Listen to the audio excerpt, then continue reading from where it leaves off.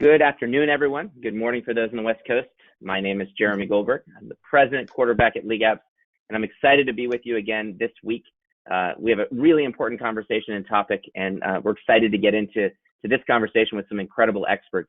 I want to acknowledge, as we've spent now the past 5 weeks together and doing these events each week, how we're in this situation where we can feel stuck, right? And we've talked a lot about the challenges as an organization. We've talked a lot about the questions about when sports comes back. But one of the things that I'm hoping people will take away from today's conversation is all the different ways that you can be a critical resource for your community today and prepare yourself for when youth sports comes back. We're being told right now to distance from each other. But in reality, what we really need to do is figure out how to come together with each other. And I think these kinds of conversations each week are a big part of that effort. When we think about the context of today's conversation, and you see the intense news coming out about the job losses, nearly 20+ million people that have lost their jobs, or the rising death tolls that are happening, or the personal stories of tragedy and impact that we're hearing from so many of the organizations that are out there, it really prompted us to say, hey, let's have a conversation on mental health and mental performance. And I think there's a few reasons why we want to have this conversation. One is to think about this from the perspective of the self, right? You as a leader, right? The people on this call, the people that are watching today's conversation as part of this next call, you're leaders. And the way that you take care of yourself, the way you think about your own mental performance, your own mental health is critical to your success, to be there for your employees, for your coaches, for the parents and the families in your organization. One of the things I'm reminded of is there's a podcast and an author by the name of Tim Ferriss. I think I've referenced him before. And one of the things that Tim Ferriss did in a recent book was he profiled 250 of the most successful people in the world across different professions. And what he saw as a common denominator was how each of those leaders focused so much on mindfulness, on their own mental health, mental performance as part of what their routines for success. So there's a question of how you're taking care of it yourself, and we've got ability to get into that conversation today. The second is, no doubt we are dealing with such an intense crisis that's much bigger than sports, as people are dealing with loss of life, of injuries, of impact of family members, of confinement, the challenges that they're having, not to mention the impact on their organization and their livelihood. And that is such a profound thing. What are the ways that we can help you as an organization be a resource for your community to help them navigate? Because sports is such a powerful platform for people to understand adversity, for people to really think about growth. And so there's a way that you all have the opportunity to respond effectively. And then the final part of this conversation is really the notion of performance on the longer term, that when you get back into to normalcy and you're playing games again, being focused on what happens off the field, on the mental side of things, as we'll hear from Dr. Adam, is a critical ingredient to success, right? That idea of that kind of performance side of things as well. So whether you're thinking about it in the short term or long term, whether you're thinking about it from yourself or your community, this is a really important conversation. We're eager to provide the resources. The way today's conversation is really structured is in two parts. The first 30 minutes will be really dealing and talking with two incredible experts that have a unique perspective and resources to be able to offer you about how to have conversations with your coaches, with parents, with kids, how to think about this question of performance from the perspective of self and community. So we're going to hear their expertise and learn from it. And then the second half of the conversation is understanding how to apply that. So we're going to hear from two incredible sports leaders, one that is focused from Lacrosse, and Tyler, Dana, that's focused on volleyball, that run incredible organizations and that have prioritized this question of mental health and mental performance well before this crisis, but are really leading the way, and we'll get to understand those practical tips. This is going to be a conversation, so I encourage you to use the questions tab on the right-hand side of this GoToWebinar. Submit any questions that you have, and so we can make this as much of a conversation as possible. The final thing I'll say is throughout the past 4 weeks, I've shared quotes every week from this Muhammad Ali book that I've been reading that it's quite thick, and I'm nearly done with it. And the quote that I'll share today that I think is powerful from Ali is that the fight is won or lost far away from witnesses, behind the lines, in the gym, out there on the road, long before I dance under those lights. And when I think about the topic of mental health and mental performance, I think about a conversation that is happening outside of those lights, especially when you think about youth sports. So much is focused about what happens on the field. There's not enough focus what happens off the field, on the mental side of things as well. The best organizations are going to understand how to respond to that as part of their programming, and they're especially going to understand how to lead the way right now. And so with that, it gives me great pleasure to introduce two incredible experts. We've got Becky, who is the COO of Doc Wayne Services. What I'm excited about Becky's perspective here, and actually read in the Boston Herald some quotes she said that really resonated with me, is that she not only understands youth from the perspective of her incredible work and all the range of roles that she's had with Doc Wayne, but also she brings a background in sports psychology. She was a former college soccer coach. She was an athlete herself. And so really understands the specific ways that youth sports is needing to respond and deal with this crisis. And secondly, we're joined by Dr. Adam Gallenberg. And Dr. Adam is someone who runs Premier Sports Psychology. And it's basically mindset training, counseling services for the professional Olympic elite athletes all the way through high school, amateur, recreational athletes as well. And so he's got that perspective he brings to today's conversation. So welcome, Becky. Welcome, Dr. Adam. Thank you so much for being here today. Thank you.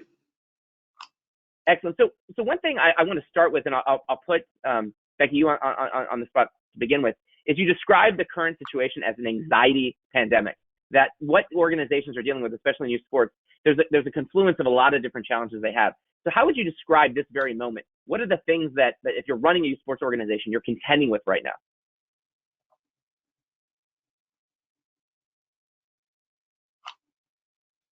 I think, Becky, we got you muted. So try that again. Thank you, Jeremy. Perfect. I just want to thank all the participants on the call right now and those who are listening to the recording, because this is your first step in really taking action upon this mental health crisis and this pandemic that you're mentioning. So what's happening right now is we have two pandemics going on. We have COVID-19, and then we also have this severe anxiety that's coming across our nation. And for our kids, that's domestic violence and underreported suicidality and all sorts of things that are happening. But our coaches and our caregivers, our teachers, all of the eyes on our kids are not able to see them right now. So there's all sorts of things happening, and we just need to be especially careful and mindful of that. So that's what's going on, but there's also fault lines in our community. And so those who are sort of on the brink and we're just barely holding on and not needing mental health services, they're needing them right now. So they're not able to hold it together. So we just need to be very kind and very thoughtful of our neighbors and everyone who potentially was about to lose it. They really do need extra support right now. Yeah, and just as a quick follow-up, Becky, when you think about where an organization starts, right? And as you mentioned, by being here, it's a good starting point. What is the organization's responsibility? If you're running a youth or local sport programming, and you know your community is contending with this, you know your coaches are contending with this, how do you begin to approach that as a challenge? Yeah, absolutely. I think there's a few things that youth sports organizations can do. One of them is to simply reach out to your kids. So you need to call them, you need to do Zoom calls. And then the second thing is you need to support your staff. So your youth coaches are trained to be coaches. They're not trained to be clinicians. And they need to learn how to regulate themselves. So regulation means to be calm and to be ready and to be available to their kids. So if they're not in a state where they can provide themselves and be present to their kids, then they're not going to be available. They're not going to be able to look for signs, to notice that there are differences in their kids, and they need to be provided support emotionally, physically, from their supervisor all the way up through the head of the youth sports organization to be able to be present for their kids. So those are very basic things they can do. And then from there, also you can provide some structure around their training to say, we're gonna aim for safety first, then potentially we can aim for joy, for happiness, also for some programming that reinforces what we did on the field, and also help families and caregivers implement routine. So it's well known that routine and physical activity reduce anxiety, but also just saying, Coach Becky's going to call every Wednesday at 3 o'clock. That provides routine, and kids feel safe when there's routine and consistency in their life. So those are some basic things that youth sports organizations can do. Yeah, it's interesting. I felt myself describing my life the other day as being part of Groundhog Day, where it just feels like you don't even know what day of the week it is. You're repeating the same kind of thing. Literally, when I put my son to bed, I literally have to say the same things in the same order, and he'll go to bed. So but at the same time, there is also something liberating by that. With all the crisis and uncertainty going around, that routine, I think, is comforting And I think that if I remember the movie, as someone reminded me when I used this analogy, and I reflected on it, one of the things that happened through that repetition is the ability for growth, right? Because within that routine that you have the opportunity to kind of then anticipate and think about what is the improvement you're bringing into that everyday predictability. Dr. Adam, I'll bring you into the conversation. Obviously a lot of your work with permission sports psychology is dealing with a lot of the athletes. But if you're speaking to the people that are running these organizations right now, what is the way that you think that they can be the best kind of resource for the kinds of athletes and the families around those athletes to respond to what's happening right now? Yeah, and that's a great question. And I think Becky kind of touched on some really important aspects of ways coaches and leaders can do that by being present, reaching out, and having consistency.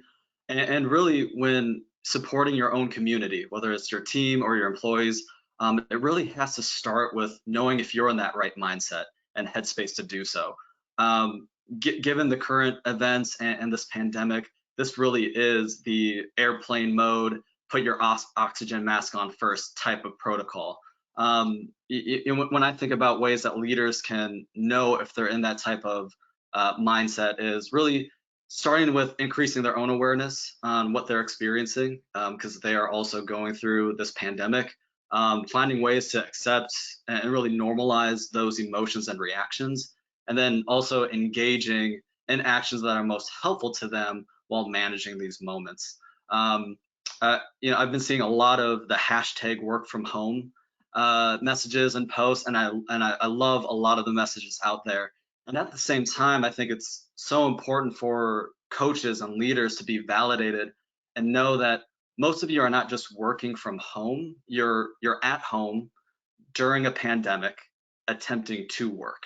And if there's been any sense of or experience of anxiety or fear these past few weeks or couple of months, it really means your brain is working. So I think that first step is just really validating that experience as being normal during this time. Yeah. So the worst case scenario is, and I've been hearing some specific stories, is where organizations are contending with loss, right, of a parent, of a coach, and maybe just also parents that are losing their jobs and everything else. What is the right way that a youth sports organization or a local sports organization should handle a situation like that? How do you handle when you're dealing with that kind of grief or that kind of immediate impact of what's happening in a really tangible way? What are the ways that you're responding individually? What are the ways that organizations should be responding to a situation like this? Yeah. Well, I think the first thing is when you make that phone call to that family to respond, I think you first need to center yourself. And so first take a deep breath and know that you're doing something hard and you're being an incredible support to that family. So that's the first step. And then know that as a youth sports organization and as a coach, you can't provide all of the solutions and all the options. So there are some incredible human service agencies and some other types of services like clergy and spiritual leaders who can assist you with this.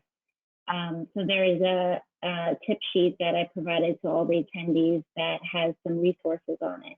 So know that as a coach, you're not alone in this, and you are just the front lines, and you're providing support to your student athlete or your athlete.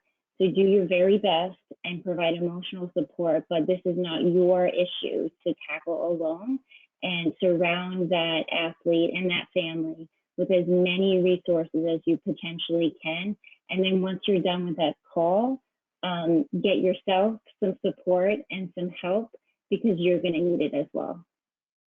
Yeah, that's great advice. And I think one of the things that you can see in that, the handouts part of the control panel, everyone here will have the opportunity to kind of access that handout that are practical resources and tips.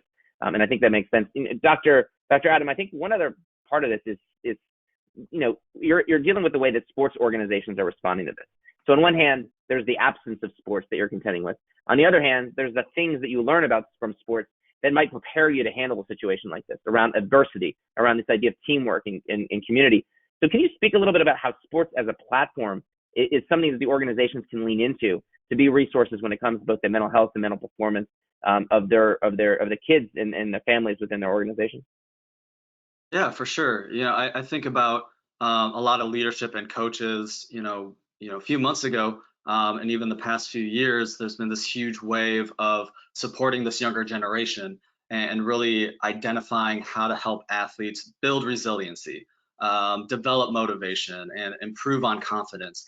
And it's those types of skill sets when we're working with coaches or athletes that we're able to help them identify and develop. But as coaches and leaders, this is where you can take a lot of those principles and apply them to this physical distancing scenarios that we're currently in right now. What I love about the youth athletes that we have, this is the creative generation.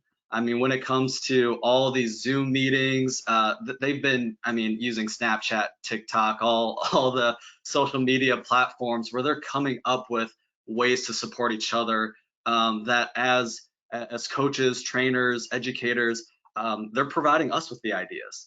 So I think part of what coaches and leadership can be doing with their team is really leaning into the expertise, knowledge, and experience that our kids and athletes have as a way to bring the team back together.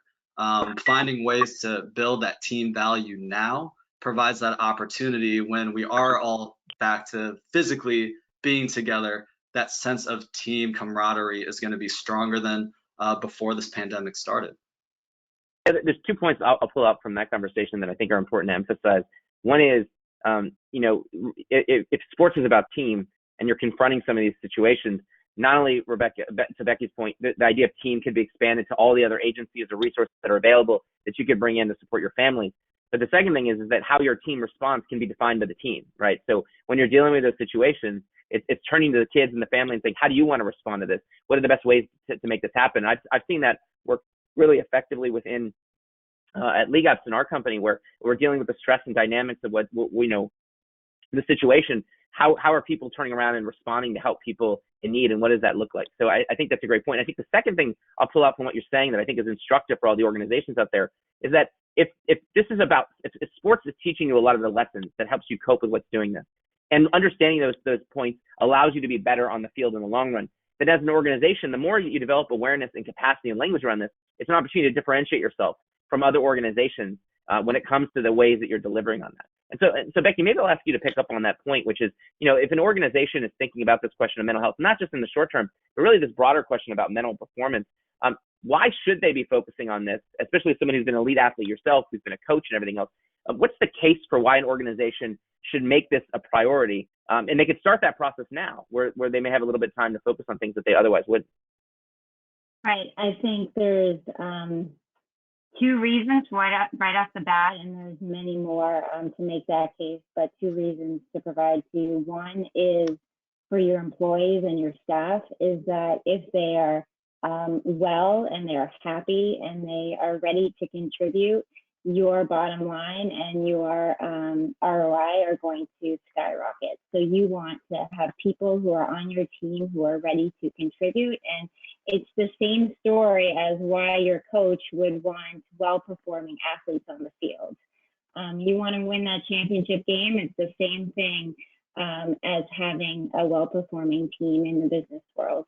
And then in terms of your kids, if you're a sports-based youth development organization, if you're going to put kids on the field for a 7v7 tournament, you want their confidence to be sky high and ready to go. And that's part of mental wellness. You don't want kids to feel down about themselves and feeling like they can't sink that shot with their 3 seconds left. You want them to feel like they're on top of the world, and you're going to see their performance go hand in hand with their mental wellness. Yeah. Dr. Adams, maybe pick up on that point. You work with a lot of elite athletes. If you're going to give kind of the most important things that an organization should think about if they're really trying to help cultivate the mental performance side of sports, what are the key tips that you would give them?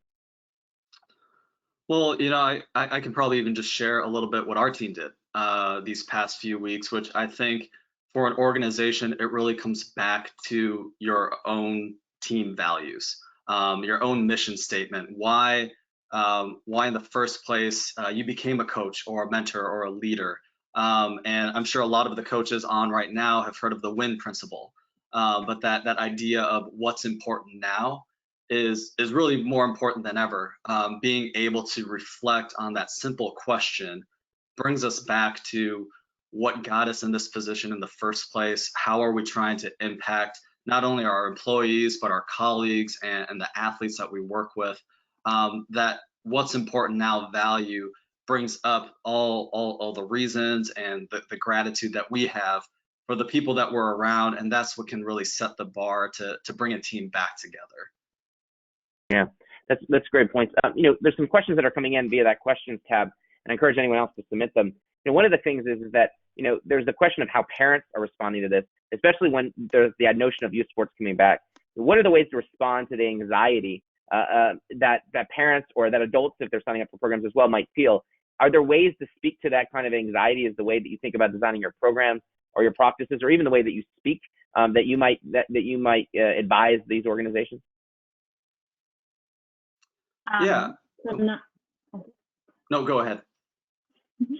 I'm not sure if I'm answering your question directly, but maybe Dr. Adam and I can tag team on this one. Is that I always think of your voice as a tool. And so it's sort of back to that idea of it's not what you say, but the way that you make people feel. And so the tone of voice is really important. And if you talk to kids in a way that's calm and clear and simple, it can do wonders. And so for parents, just delivering a simple message in a developmentally appropriate way can go a really long way.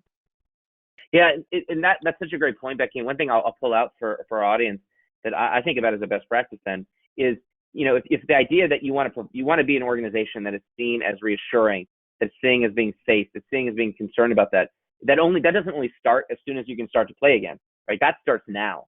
And so that organizations that can be proactive in the way that, as you're mentioning it, not just what they're saying, not just how they're saying it, but also what they're doing.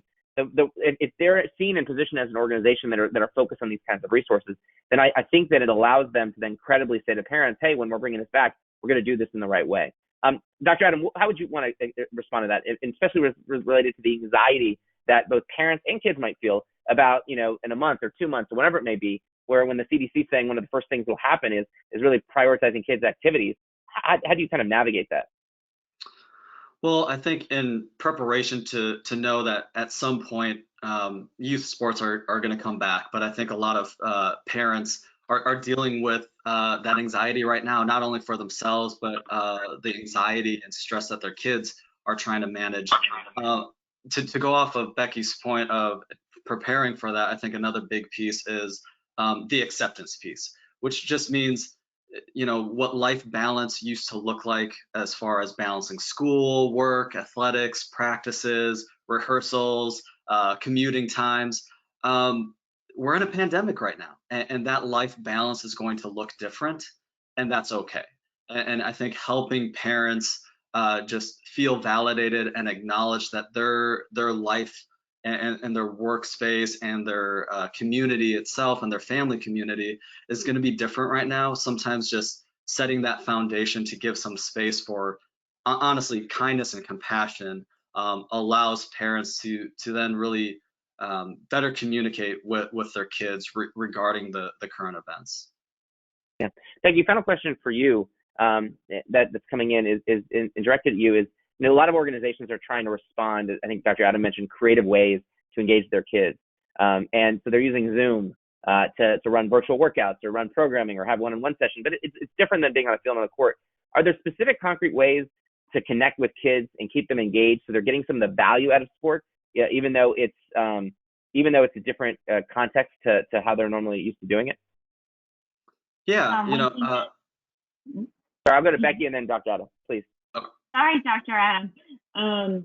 One thing that I would really suggest that is done is when you provide sports activities, that you always provide opportunity for conversation and community. So what Doc Wayne is hearing a lot from their kids is that they love the physical activity, but they are experiencing a lot of anxiety and a lot of trauma right now. And they can't engage with people and they can't connect with people through those online videos. And so if you're doing programming, make sure that you provide an outlet for connection. So that might be a group Zoom call, that maybe texting with a coach a conversation, but some way to download and discuss. Yeah, one thing it kind of gives me the thought about is that, especially these organizations right now, they're doing their best to stay afloat financially, to support these coaches. In some cases, the parents have paid, but they want refunds back. So one of the ways to address that is to make sure that your coaches and your organizations are as much as resources as possible. And I think your point about the workouts and everything else is one thing, but even if it's making sure each coach is assigned to their kids and having one-on-one sessions for 15, 20 minutes as a check-in what's going on. I think one of the things that I think was mentioned in the Boston Herald article that you're quoted on is that having another adult that's looking out for you, that they're used to having as a coach, that maybe they're not, that's been taken away. I think being there in that way is a really good way of reminding families and parents, and especially kids, that there's someone else that's there that's looking out for them. So I think it's a really practical, important tip to share. Yeah, and that's one of the key factors in whether kids come out on the positive end in terms of traumas is someone who cares about them. So if you have someone that's in your corner, then things like this can actually come out they can help you develop resilience. So if you have stressors that are in your life and someone is really there for you, then this can actually be a growth indicator for you. So I think, Dr. Adam, I'll ask you to kind of comment on this question of what ideas or activities or practical suggestions do you have for organizations that might want to provide, the services and speak to the kind of the mental health, especially the mental performance side of things, that's your expertise, when they're doing that in a virtual environment? Are there ideas that you might suggest? Yeah, well, I think about some of the services we're able to offer at Premier, where we do have like online programs, and I know a lot of other private practices and consultant practices have such content that are available to the athletes to really improve and enhance their mental game. And now more than ever, when we think about ways to develop emotion regulation and mindfulness skills and confidence, now's a great time for athletes and coaches to really emphasize and support those endeavors, while also finding those creative ways where you have someone on Sports Center that's doing a workout or one of their favorite athletes, and then mimicking that role in a team workout virtually. So just trying to find some of those ways to stay both mentally active as well as physically active.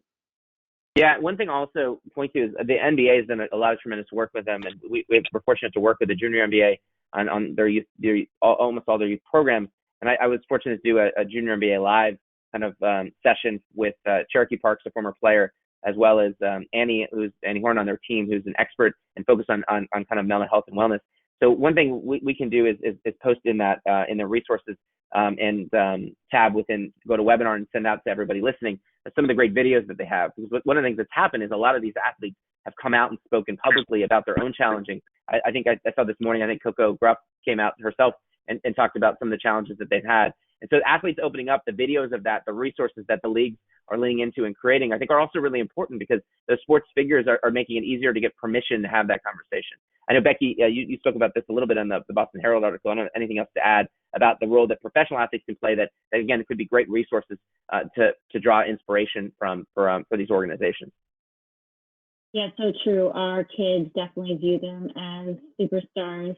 The only thing I would add is that it's also helpful to use sports language when talking about mental health concerns, because it reduces the stigma. So you also see that in the handout that I provided, some ways to talk about COVID-19 and generally anxiety-provoking conversations in a way that we're used to talking about, because kids speak sport, and sport is a way that we can all discuss really challenging things. Last topic, and then we're going to turn it over to kind of some organizations doing incredible work here, is when it comes to the self, right? I think it's so easy to think about mental performance through the lens of your community and your organization responding to this with kids. But one of the things I've found personally, and as I talk to other kind of CEOs, is what you're doing around your own kind of self-care and the way that you're maximizing your own performance. So if you had a couple practical tips, let's start with you, Dr. Adam, but the ways that you see the most successful leaders, what are the practices they're using or the approach that they're using to put themselves in the best frame of mind to be there for everyone else? Are there a few practical ideas that you can share with the group?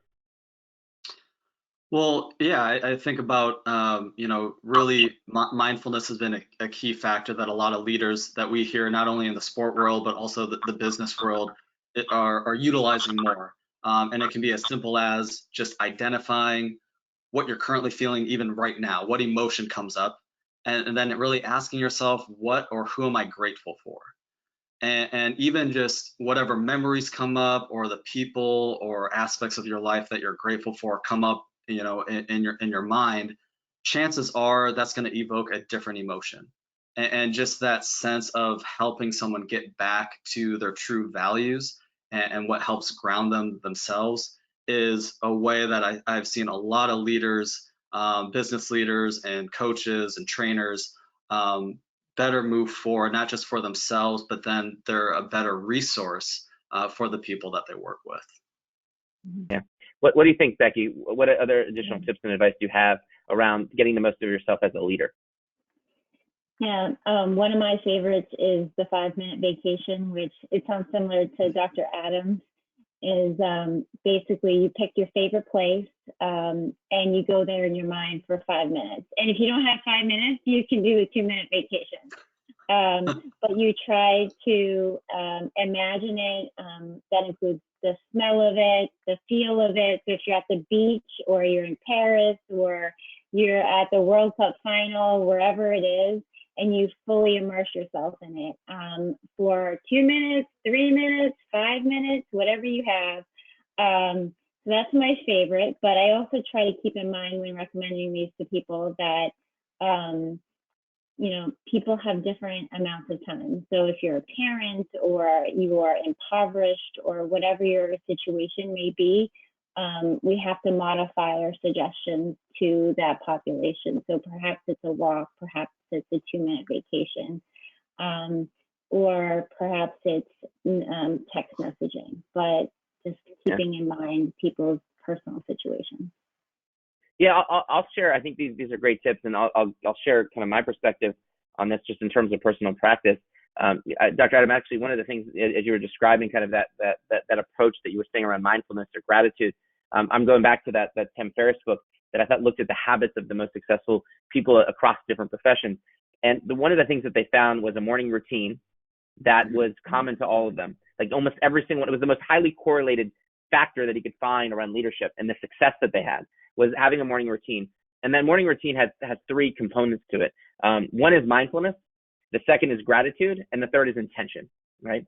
I think the fourth was like Tony Robbins says, take a cold shower, but those 3, mindfulness, gratitude, and intention. And so the way I approach this is, and if you think about great athletes and you think about LeBron James' success or Tiger Woods' success or Roger, if you listen to the great athletes, they'll ultimately tell you that the reason why they're so successful, why, under pressure, whatever it may be, comes down to the mental side of the game, not just the physical side of the game. And if, as a business leader, running an organization, running a nonprofit, the way to think about that same side of things, I think, is really important. So whether it's Becky's idea of the 5-minute vacation or the 2-minute vacation, which I really like, or there's apps out there that are resources. I'm using a new app called Waking Up that's a little bit more guided meditation that's training you over 50 days around mindfulness and breathing. There's a lot of the apps actually are making themselves free right now during this period of time. I know, for example, if you live in New York State, Headspace is free, and I imagine they're doing that in other different places. So there's some great tools out there. So whatever that practice of mindfulness is and focusing is really important. Gratitude, I think there's really good evidence that if you start your day with something to be grateful for and reminding yourself of that, it centers you in a really powerful way. And then the third part about this is intention, which is what is it that you want to achieve that day? And putting that out into the universe, I think starts to kind of focus and frame how you're starting. And as you think about your own routine, this becomes something fun to develop. Again, if your team, what is that idea of mindfulness and gratitude, intention, or whatever it may be around their own kind of habits and routines as well. So I think the focus on the kind of self-care and self-leadership, I think is really important. I want to thank Dr. Adam and Becky for joining us and offering, I think, such important informed ideas with your expertise, but also giving us really practical ideas about how to apply that. Again, I think youth sports has never been more important, and I think it'll be important to the recovery that we have, but it can be important right now, and I think you're reminders of that. So thank you for all that you're doing, for spending time with us. And with that, I'm going to invite Tyler and organizations to join us, and Dana. But thank you so much, Becky and Dr. Adam, for being here. Appreciate it. Thank you so much. Thank you so much. And Tyler, Tyler, if you can join us, if we can turn on your video, I hope this works. I know that there's been some technical difficulties that I've been hearing about. Thank you, Dr. Adam. Thank you, Becky. We're hopeful to have Dana also join from Forza One. One of the things that's happening is our team is dealing with the mental stress and anxiety of the platform challenges right now on GoToWebinar. So I'm eager for Dana to join the conversation from Forza, and we're working all different ways to get her into the system right now. And I know a lot of folks that may be listening to this or watching this recording would have experienced the same. But Tyler, it's great to spend time with you. As the executive director of operations for Advanced Lacrosse, an incredible lacrosse organization out on the West Coast. Also the executive director of the Lacrosse Assist Project, which I'm eager to hear more about. You bring a lot of perspective and leadership to this, but one of the things I've always appreciated in our conversations is how committed you are to this conversation around mental health and mental performance, and it really seems like Advance is leading the way. So maybe just you start for everyone that's listening, give a little bit of background on Advanced Lacrosse and on yourself. What is Advanced Lacrosse? Who are you serving? What kind of organization? And also describe a little bit about the Lacrosse Assist Project. And we just got to unmute you. So we'll take this one more time.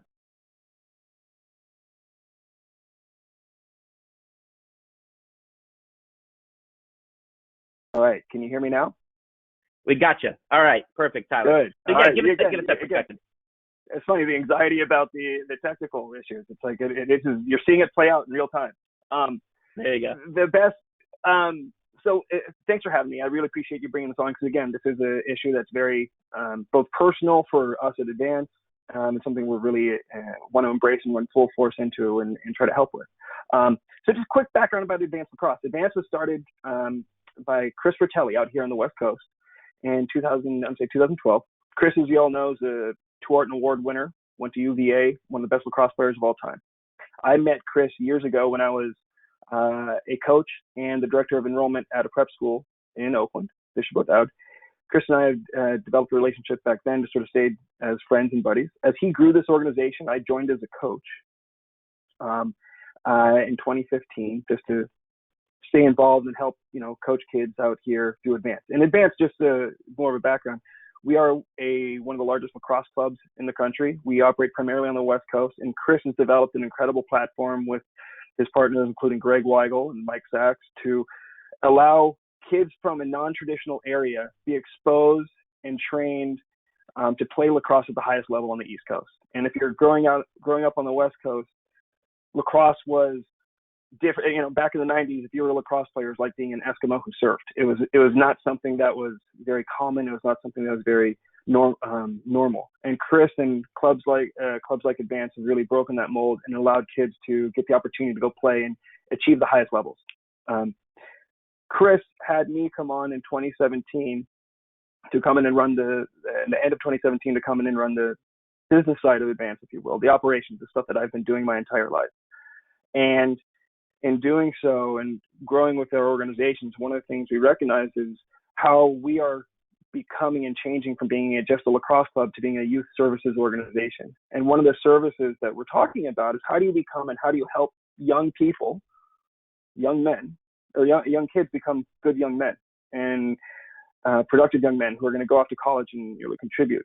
And one of the things we recognize is beyond just having lacrosse be a vehicle to help them get to college is how you're going to use lacrosse as a vehicle to help them improve as people. And that just went directly into mental health. And how do we embrace the issues around mental health so that our kids can know how to become, like as Dr. Adam and Becky mentioned, grow resilience, grow their resilience, grow their grit, grow all the buzzwords we talk about in mental health these days that we want kids to develop, and using sports and lacrosse as a vehicle to help them develop it. And the one thing I'll say is that the weird thing about sports in general and talking about mental health, and I say this from personal experience and some of us on our staff from personal experience, is growing up in sports in the 90s, 80s, 90s, 2000s, mental health was a taboo subject. It wasn't something that we fully embraced. My coaches never came to me and, if I was down, they didn't say, are you okay? It was, rub some dirt on it and what do you have to worry about? You're fine, kid. And so you have this paradox of something like athletics that provides such an incredible opportunity to help you mentally because of the activity that what it does for your head, what it does for you. with a culture that wants to shove it away and not acknowledge it. And so part of our process is trying to both embrace what sports can do and also remove the taboo. And as Dr. Becky, what you guys acknowledged earlier is we're seeing more and more of that. So I'll stop there, but I hope that gives you some insight into what we're doing and what we're about. Yeah, so one thing, Tyler, I mean, first, and maybe just a few sentences, I imagine you have been deeply impacted by what's going on right now. What is what's happened in your organization since the coronavirus has hit? So I think we can level set in terms of how you guys are hanging compared to everyone else. So, I mean, like everybody else, we are, like every small business in America,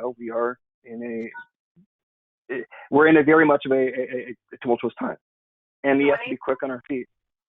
One of the things that, I see something here. Yeah. I think that we got Dana joining in. Yeah, exactly. So we're gonna have Dana join in 1 second. I just got word that we got her in. So, but anyway, so you guys have been affected in terms of your program. Of course. So, I mean, we can't do any personal trainings right now, or do anything right now to directly to act in person. So we've transitioned into being more of a content provider for our families, to be able to put out videos, put out trainings, put out things that the kids can work on at home, and remain an active source, like we talked about, remain an active service for our families, so they can have an outlet that's not from their school, as Becky, I think, alluded to, have an adult that's caring about their kids, that's not their teacher, that's not their parent, and just have one more person that's saying, hey, we care about you, we're thinking about you, here's some things that you can be doing, and let's keep those interactions going, let's keep this human interaction going. Awesome. Great. So, and I'm eager to explore that. Dana, can you hear me? Do we have you in from Dana from Forza One? Yeah, can you hear me, Dana. Jeremy? We can, loud and clear. Dana, thank you for joining us. We were talking about the mental anxiety of navigating the technical challenges and GoToWebinar. Ironically, we have a platform switch that was happening next week, and it probably should have happened this week. But it is glad to have you join us. And maybe I'll ask you just to give us the kind of 30 seconds on what Forza One is, and also kind of your and elaborate a little bit about your kind of coming into this topic around mental health and mental performance. And then I'm eager to kind of dive in specifically at how to Advance and Forza One are dealing with this more practically that we can share with the audience. Yeah, Forza One is one of the largest volleyball clubs in Southern California. We have multiple locations, and we have quite a large staff and admin team in comparison to most clubs. We've been around since 2014, and I think we've done a really good job of building an organization that's designed around the idea of Forza, which means strength, power, and spirit. And the whole idea has been for people to contribute their strength. That's what really builds team is people giving their strength. And that's sort of what I learned when I played professionally in Italy. And we've really brought that into the club. So, for me, mental toughness, emotional well-being has really been a personal journey first. And then I've shared what I've learned with our organization because I've just seen the direct benefits of it. And I'm really passionate about bringing it to youth because they're in the greatest need right now. I mean, obviously we all are in need of support right now, but youth don't have the same capability as adults to deal with things.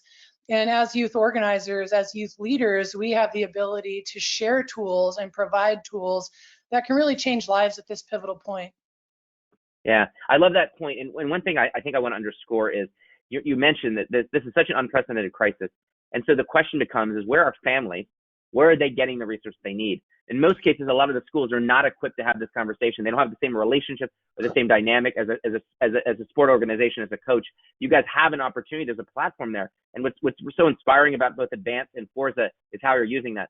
So Tyler, maybe you could start by explaining, you mentioned this kind of, this has been a longer term approach when you think about the kind of mental health or mental performance side of things as part of Advance. But as it relates to what's right now, what specifically are you doing to help think about the mental health of your community, if not get into the questions of even mental performance with respect to kind of training and leveraging this time to make them better athletes, better people out of this? Sure. Well, there's two things. And the best part about mental health is I don't think it's something that it's not it's not too hard, so to speak, to get going and to start. And the first thing we're doing is acknowledging it. And we're doing that we have a blog called A Note to Parents, and we have a newsletter that we run. And we started talking about this in our newsletter and in the blog A Note to Parents about here's what we're experiencing around mental health. Here are some tips, some practical tips to practical tips to use right now during this time of crisis. And even before that, one of the things that we were doing around mental health is, as an organization, we were trying to make intentional, design-specific programs that had an intention behind them. For instance, we had a team that went to a national tournament in Sandstorm, and part of it was a fundraiser for a program that one of our players, Dylan Oaks in Seattle, had called Points for Prevention. And we had our teams generate funds for this program called Points for Prevention, which was devoted to embracing and raising awareness around mental health. And what it did, it was a transformative experience for a lot of these kids and for these, and it was wonderful to see what this allowed these kids to both, one, this young man, Dylan Oaks, was able to share his story about working and dealing with mental health issues, and then seeing a groundswell of support from his players and kids in the program to both support the program and embrace the concerns and issues that he had, and it allowed other kids to come forward and be comfortable with it. So, yeah, practically embrace it, like acknowledge it, embrace it, and then recognize the paradoxes we talked about earlier of like, hey, we don't need to just rub some dirt on it and shove it under the bed. Let's be active and mindful about what mental health is and how our kids are having to deal with these issues. Yeah, and one thing I'll point out as we turn to Dana is that it's no secret that there's a correlation between you all running top programs and you all caring about these kinds of issues, because I think parents respect and respond to it. And I would submit that, especially as Wake and what we're going through, it's going to be even more important when parents are thinking about the organizations they trust in this situation. I'll also remind people that on the questions tab, feel free to submit questions for Tyler and Dana, specifically what they're doing. Tyler, one of the things we're going to do is post some of those blog posts up there so people can see some of the great things that you've been posting and sharing about. No worries.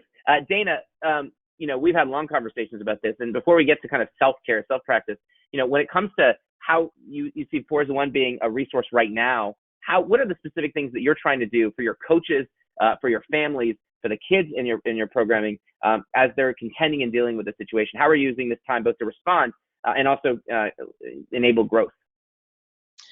Yeah, I think the first thing that we're doing is just recognizing fully the situation and the magnitude of it and not running away from that.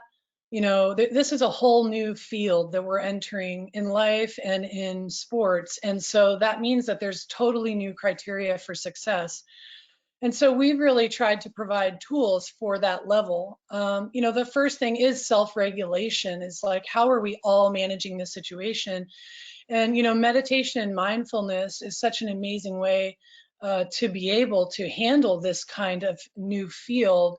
And so we've introduced HeartMath Institute's meditation techniques and information to our customers through Facebook Lives and through Zoom calls with their professionals, so that, people are aware that there's a solution inward to be able to handle, the stress and the mental static that's happening for all of us in sort of this new territory.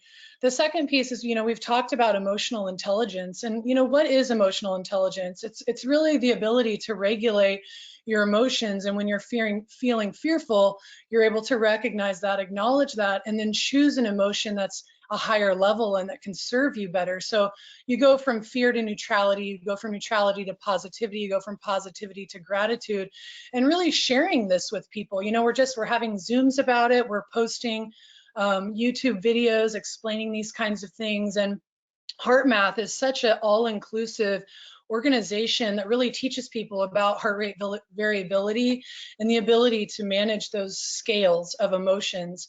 And we're just going to respond better as athletes, as people, as parents, if we're in charge of our emotions or at least aware of them. The last piece is, I think we're moving into talking more about intuition, because we could define intuition as connecting to yourself, right? Like knowing what it is that's going on for you and what you want, and then being able to trust that intuition or trusting that self-knowledge. And any good athlete will tell you that they're extremely intuitive. I'm extremely intuitive. I knew when the serve was going to go short. I knew when the team was starting to go the wrong direction. I knew when the energy was off and we may not be able to overcome the obstacles. And then I would implement a plan. I would try things to resolve that. And so athletes already have this capability, and we've got to start talking about it. And so this is something that we're going to add to the story here in the next few weeks. And then just the last piece is really wellness practices. You know, a lot of us are programmed to take certain actions that may not necessarily be beneficial for our physical, mental, emotional, and spiritual health. And so if we can provide wellness practices that build resonance and build, you know, youth that are capable of engaging, that's my thing. Is like, you know, athletes are capable of engaging really difficult things and going through adversity for a reason. And so it's like, man, we got to really up that game, because the difficulty on the new field that we're playing on has elevated. And so we've got to have these wellness practices, nutrition, sleep, hydration, etc., to just prepare the physical body for that challenge. Yeah, I mean, it's so inspiring to hear both of you speak. And Dana, when I hear you talk, it's a reminder of why it's so important that youth sports is something that is leveraged now and can be leveraged after this. Because as we talk about all the other, it's great that restaurants can come back. It's great that that summer schools could open, whatever it may be. But if youth sports can be used as a platform, there's so much.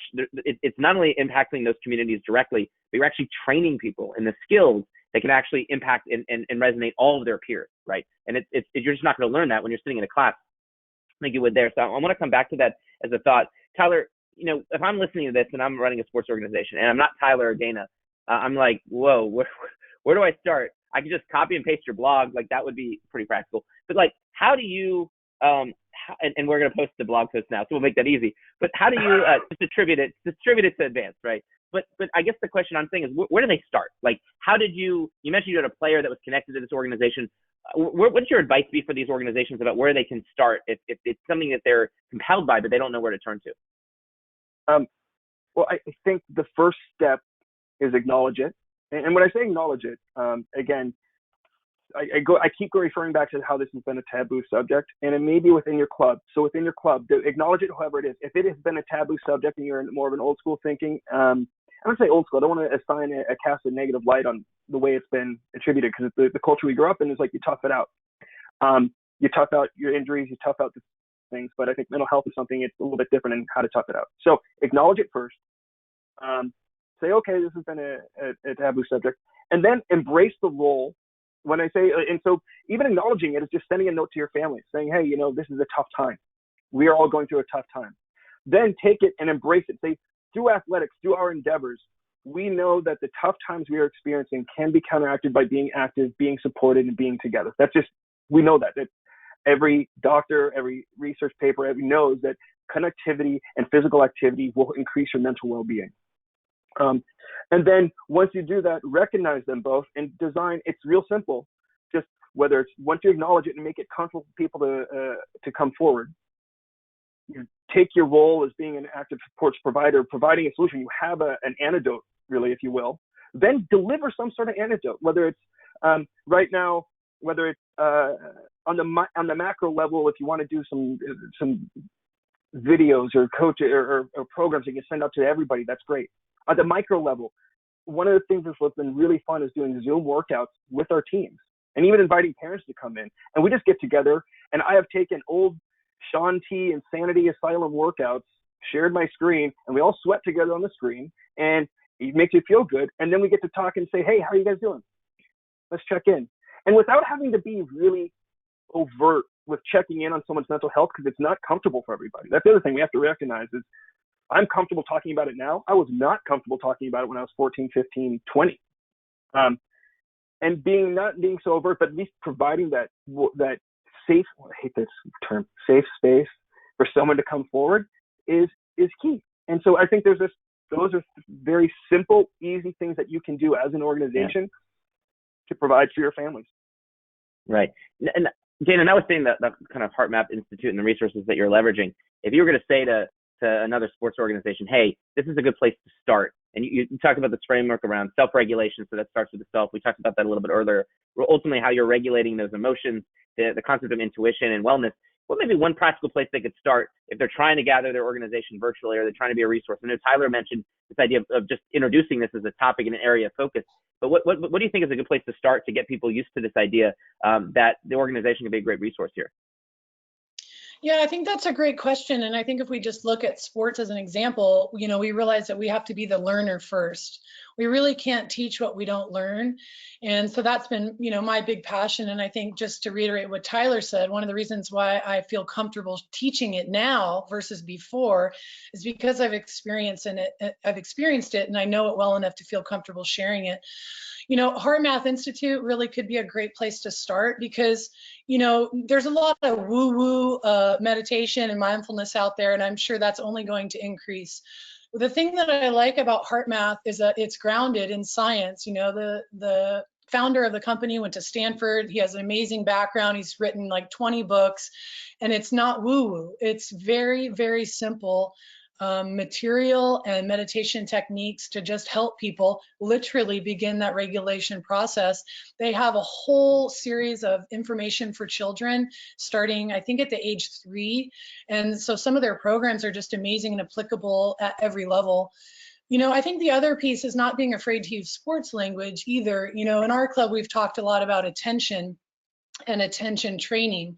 I mean, that's just another word for mindfulness and being aware of how you're processing all the data that's coming in and, what you're choosing to focus your attention on. And so, as sports directors, we can say, hey, you guys, there's a lot going on right now, but let's put our focus on our personal development. Let's put our focus on generating positive emotions.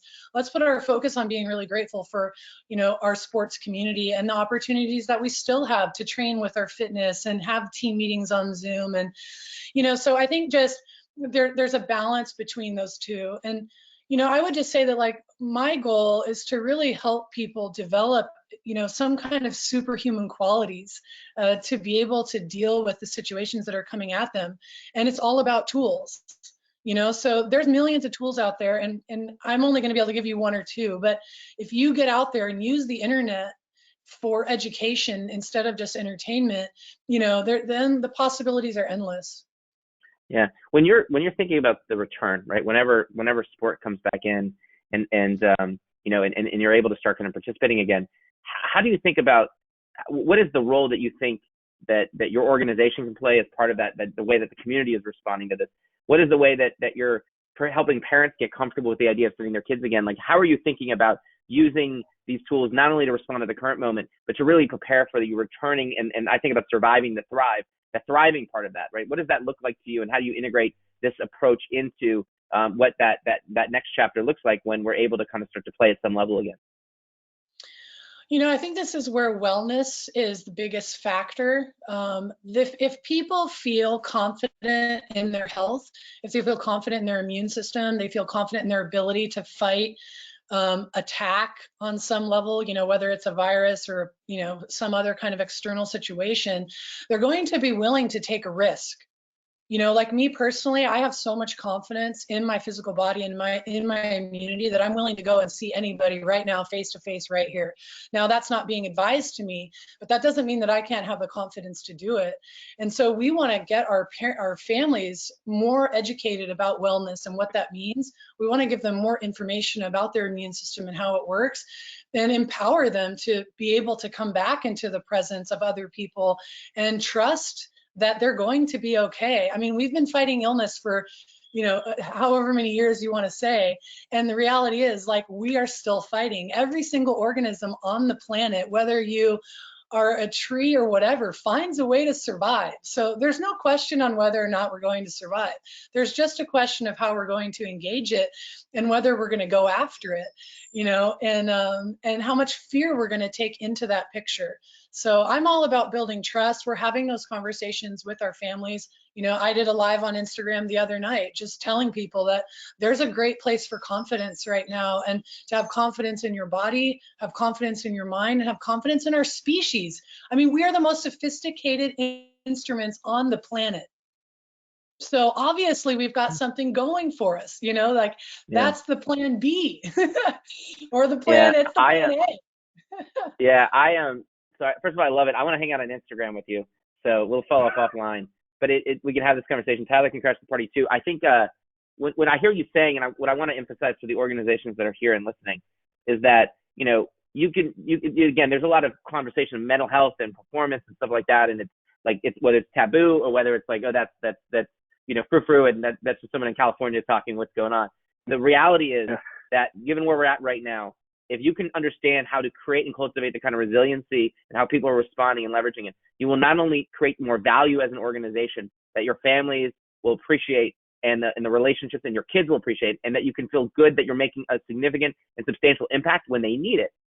But the second component to this is that it's the idea that you're conditioning your organization to be ready to thrive when they're able to come back. Because if you're building the kind of resilience, you're building these things, then they're going to be having that trust and also have the tools to better handle when it's coming about sending your kids to a camp or clinic or a league or whatever it may be. Tyler, I'll give you the final word here, in just in terms of how you're thinking about this return to youth sports and where this commitment to mental health and mental performance might play in. Sure, and I think just to sort of add on to what Dana was saying, the ideas around confidence and trust are key. For us, part of the practical manner, in addition to provide the wellness and the mindfulness and the confidence, is to enlist best practices that are being prescribed by both the CDC and also just practical matters. One, letting our families know we will have hand sanitizer stations. We will enlist and use trainers that are trained in being able to detect any issues around COVID-19, or being able to provide those medical issues, those medical sort of barriers, if you will, to allow people like, hey, we're going to do everything we can. So if you gather with us, we're going to be clean, we're going to be safe, and your kids are going to be taken care of. And the other thing that we're doing that I would encourage all organizations is we are enlisting and reaching out to our parent networks to provide us impact, to provide insight. We have some incredible parents in our network, and where we are at Stanford Med and UCSF, who are doing on the front lines of some of this research. And I'm sure you do, wherever you are, there are people working in this. And so we reached out to them and have enlisted them to help us understand the science, understand the messages coming from the CDC and the health guidelines. Because no one wants to do anything too early, and it would be completely tone deaf or ridiculous to go out and be aggressive about come do this right now when we're all in this area of the unknown. So we're trying to enlist the resources of our families that we have to help guide us on the medical and pharmaceutical field that are doing the research. So I would encourage families to do that. Yeah. I think it's so. I think this conversation has been so great, and I think that I can't underscore how important this is one, sports is a platform to make an impact, and you should take advantage of that platform. It's your responsibility and it's your opportunity. And I think the second thing is that the reality is that youth sports is going to come back, but not every organization is going to come back, and that may look a lot different. And the organizations that are thinking about this, that are conditioning their organizations, that are leading this way, are the ones that families will gravitate to, will have the loyalty to, and be part of. And so I just commend Advnc and Forza One for what you're doing in particular. I know that's so much a credit to Tyler, you, and Chris and the rest of the team there, and Dana, you and your team at Forza. And we're certainly honored to be partners at LeagueApps. And that's, because I love how you're using this moment to make a difference. And it's also why you're going to figure out how to survive and thrive this. So thank you so much for joining us. And as I close up today's conversation, I just want to encourage you to this is the start of a conversation. We'll make sure we'll show the resources. We've already put the links based on this conversation. That'll be in a wrap up. I might include, we'll ask Tyler and Dana maybe to organize a few tips that we can put on our blog or on our LinkedIn pages so that people, our Slack group, that people can see. And I'll encourage people to take advantage of that Slack industry group as a good place to continue the conversation with Tyler and Dana and everyone else. And we'll make sure that you have the information about how you can join that just got posted, and it'll be in the follow-up. We've got some great events coming up next week on marketing. We've got an unbelievable panel because first of it, you got to do the great work that we talked about today, and then you got to tell the story about it. And we're going to help you figure that part out too. So thank you, Tyler. Thank you, Dana. Stay safe, stay well, and excited to continue the conversation and hang out on Dana's Instagram live page. Yes. Take care, everybody. That'll be fun. Bye. It'd be great. Let's do it. Let's do it. Do it. Take care, everyone.